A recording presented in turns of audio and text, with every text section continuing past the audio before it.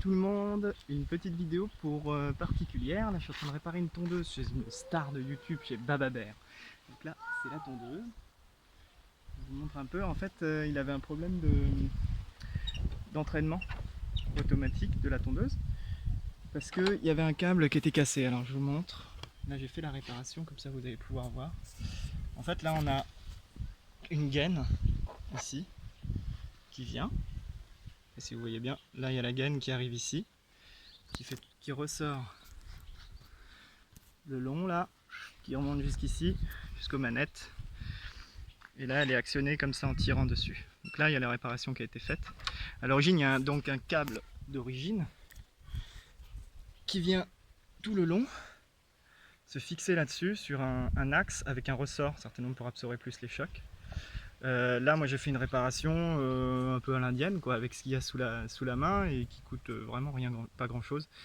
Là c'est un câble Leroy Merlin, j'en ai eu pour 1,50 € de câble, il y a 2 mètres de câble.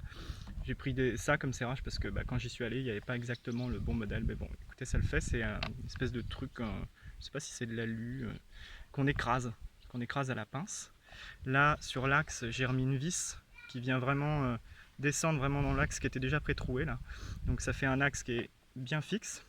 Et l'idée de ce système c'est que, je sais pas si vous voyez, là on a une courroie au milieu. Vous avez la courroie qui est là avec une poulie. Et en fait, quand on tire sur le câble, ça vient, voilà, attendez, ça vient entraîner la poulie.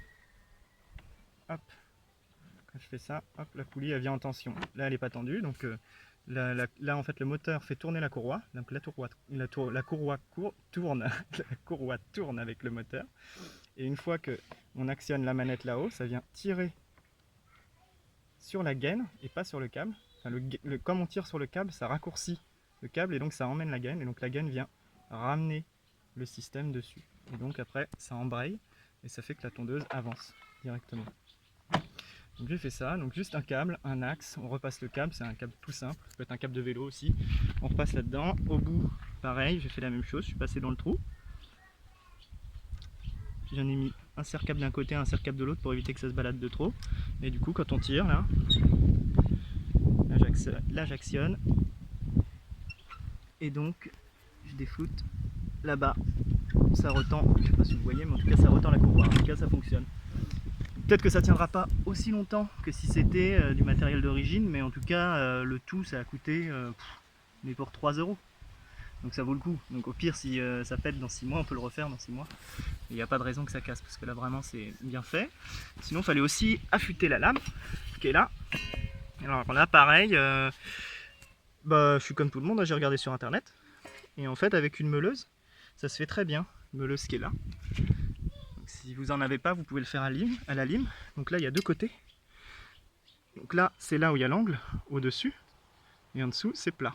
Donc on commence par vraiment aplanir à la meuleuse, juste pour enlever vraiment tout ce qui est bavure, essayer de rattraper un peu. Et ensuite, on vient avec la meuleuse à 45 degrés, comme ça, refaire l'angle. Et là, il faut quand même y aller pas mal, parce que généralement, elles sont bien abîmées, elles ont pris quelques chocs, les lames. Et une fois qu'on a fait ça, il faut juste, surtout, vérifier l'équilibrage de tout ça. Alors j'ai pas de tournevis, j'ai un tournevis que je vous montre.